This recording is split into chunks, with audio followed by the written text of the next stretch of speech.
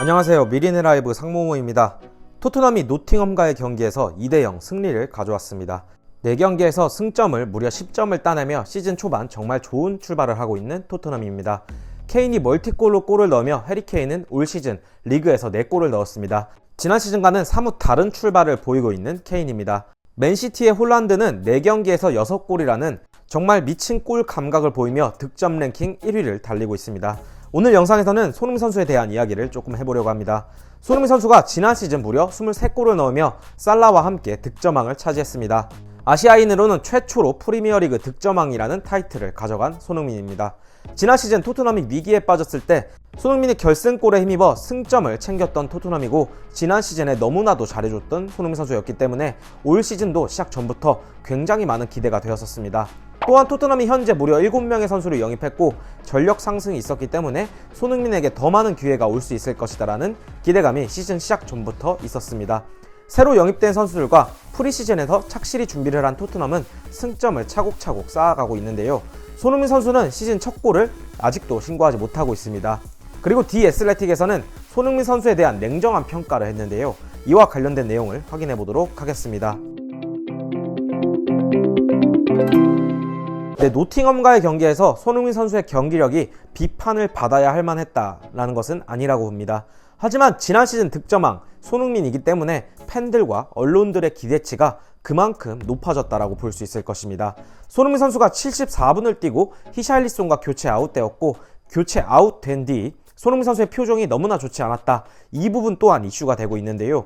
손흥민 선수는 왼쪽 윙포워드로 출전을 했지만 히트맵을 보면 하프 스페이스부터 파이널 서드까지 넓은 부분에 히트맵이 찍혀 있습니다. 그리고 손흥민이 기록한 슈팅은 2개이죠. 한 개는 강력한 왼발 슈팅이 골키퍼 선방에 막혔고, 또 하나는 흘러나온 볼을 오른발로 감아 찼는데 골대를 살짝 빗나갔습니다.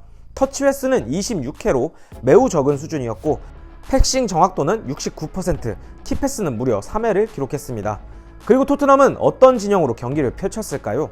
여느 때와 같이 3-4-3 포메이션을 들고 나온 토트넘이고, 손흥민이 케인, 클롭스키보단 약간 높은 위치에서 플레이를 펼쳤습니다.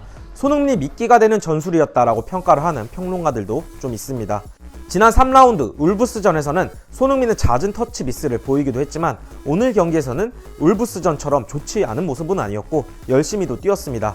또한 역습 시에는 역시 지난 시즌 득점왕답게 무서운 모습도 보여줬죠. 역습 시에 자신이 공을 갖고 있지 않을 때는 빈 공간으로 스프린트를 하며 반대쪽에 공간을 열어주기도 한 손흥민입니다. 손흥민이 못했다라고 할 수 있지만 평균 이상은 했다라고 볼 수도 있을 것이라고 생각을 합니다. 하지만 영상 서두에 말씀드렸듯이 손흥민이기 때문에 기대치가 높았다라고도 볼 수 있을 것입니다. 이 때문일까요? 디 애슬레틱에서는 손흥민에 대해 냉정하게 평가를 했는데요. 이런 평가의 끝에는 콘테가 손흥민을 어떻게 할 것이며 콘테가 생각하는 바는 어땠을까라는 것까지 담겨 있어서 이 내용을 공유드리려고 합니다. 디 애슬레틱에서는 손흥민에 대해 이렇게 평가를 했습니다. 디 애슬레틱의 냉철한 평가 내용 먼저 공유를 드리면요. 일요일 노팅엄 포레스트와의 올 시즌 4번째 경기에서 손흥민은 좋은 모습을 보이지 못했다는 것이고, 그와 교체되어 들어온 히샬리송은 아름다운 어시스트로 경기를 끝내는데 도움을 주었다는 것이다. 히샬리송은 또한 공을 다시 가져오겠다는 대단한 의지를 보여주었고, 해리 케인의 멀티골을 돕는 그의 어시스트는 세계적인 수준이었다. 히샬리송은 정확히 이런 순간을 위해 올 여름 6천만 파운드의 이적료로 토트넘에 합류했고 경기 내내 인상적인 활약을 펼쳤다. 해리 케인의 81분 골 이후 브레넌 존슨에게 파울까지 얻어내며 프리킥을 따냈다. 첼시와 울브스를 상대로 한 인상적이고 활기찬 활약과 함께 웨스트햄 원정을 앞두고 콘테에게 확실히 인상을 남긴 경기력이었다. 루카스 모우라가 손흥민 대신 뛰어야 할 선수였다면 손흥민에게 휴식을 주라는 이런 소동은 일어나지 않았을 것이다. 그러나 손흥민이 현재 자신의 최고의 폼과는 거리가 멀고 3경기 연속 히샬리송이 교체로 경기에 나선 상황에서 콘테는 진정한 결정의 순간이 찾아왔다. 손흥민은 물론 다시 골을 넣기 시작할 것이고 선수 생활에서 부진이 흔치 않았지만 지금 이 순간이 바로 단지 팀 경기가 아니라 스쿼드라고 말하는 이유이다. 정확히 토트넘이 히샬리송에게 그런 이적료를 쓴 이유이다. 그리고 콘테의 달라진 인식이란 내용으로 내용을 덧붙인 디 애슬레틱인데요. 지난 시즌 득점왕이라는 손흥민을 믿어 의심치 않을 콘테이지만 4경기 동안 손흥민이 부진한 활약을 하고 있기 때문에 콘테도 이를 인식하는 게 조금 바뀌었다라는 내용입니다. 노팅엄전 전까지는 콘테가 손흥민을 믿고 있었기 때문에 걱정하지 않는 모습을 지목했고 그의 클래스를 믿는다라는 어투였지만 이번 경기가 끝난 뒤 콘테의 인터뷰 어조도 바뀌었다는 것이죠. 콘테 감독은 지금 이 순간 소니는 득점을 하지 못하는 것에 대해 많은 고통을 겪고 있을지도 모릅니다. 그러나 이런 식으로 계속해서 자신을 신뢰해야 합니다. 모든 경기에서 소니는 득점 기회를 가지고 있고 그 다음에는 침착해야 하기 때문이죠. 우리는 소니와 팀 동료들을 믿습니다. 해리케인과 함께 손흥민의 중요성을 잘 알고 있고 득점을 하지는 못하고 있는 것에 대해 약간 실망했다는 것을 확실히 알고 있지만 문제는 없습니다. 제게 있어 소니는 언제나 우리 팀에서 제 축구에 야망해서 열광적인 선수가 될 것입니다. 여전히 손흥민을 믿고 있는 콘테 감독이지만 콘테가 원하는 만큼 손흥민이 공격 포인트를 기록하지 못하고 있다는 뉘앙스가 섞여 있긴 합니다. 하지만 비록 득점을 기록하지 못했을지라도 손흥민이 토트넘의 경기력에 영향을 미친 점과 손흥민이 있기 때문에 상대 수비수들이 손흥민을 막기 위해 집중해야 하고 이 때문에 반대편의 공간과 주위의 동료 선수들에게 기회가 생긴다는 점은 분명할 것입니다.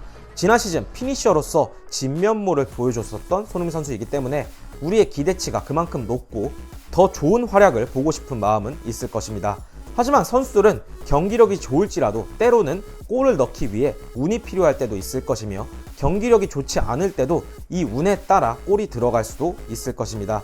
토트넘이 경기력 측면에서 꾸역승을 하고 있다고 평가받았지만 노팅엄과의 4라운드 경기에서는 조금 더 나아진 모습을 보여줬기 때문에 손흥민 선수에게도 시간이 필요할 것입니다.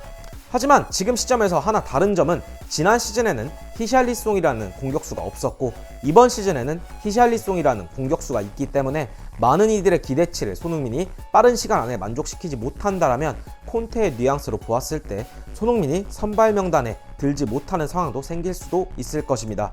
손흥민 선수가 지금 현 상황에 대해서 심적으로 부담을 많이 갖고 있을 것이라고 보입니다. 이 부담을 해결하는 데는 빠른 리그 첫 골 신고가 필요합니다. 손흥민 선수가 심적으로 많은 부담이 되었을 것으로 생각하지만 프로답게 이 부담감을 이겨내고 좋은 모습을 보여줬으면 합니다. 손흥민 선수 5라운드에서는 꼭 첫 골을 신고했으면 좋겠습니다. 저희의 이번 영상은 여기까지고요. 영상 끝까지 시청해주셔서 감사드립니다. 오늘 저희의 영상이 괜찮으셨다면 구독과 좋아요, 알람 설정을 부탁드리면서 영상 마치도록 하겠습니다. 감사합니다.